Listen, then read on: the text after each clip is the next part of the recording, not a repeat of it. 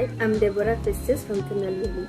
I recently completed my internship at Abhyaz in the field of data analytics. Hello everyone, I'm Abhyaz.mp4 from Chennai and I recently completed my remote internship as data analyst intern at Abhyaz. During my internship, I had the privilege of working under Mrs. Kirti Tangal, my mentor, who has constantly supported me and motivated me.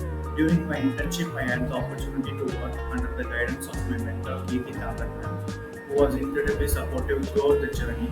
In this internship, my main responsibilities are to collecting the information of Institute for Zoho CRM input and creating and designing a lead tracking form as well as the case study download form. My tasks or responsibilities here included data collection and mapping, cleaning up the contact module, deduplicating contact records, then designing a post-project customer feedback survey in Zoho survey tool, and worked on the Zoho recruit for cleaning up attachments and emails in candidate mode. This internship greatly improved my technical, organizational, and leadership skills. I learned how to work in a collaborative virtual environment and gained confidence in handling responsibilities independently.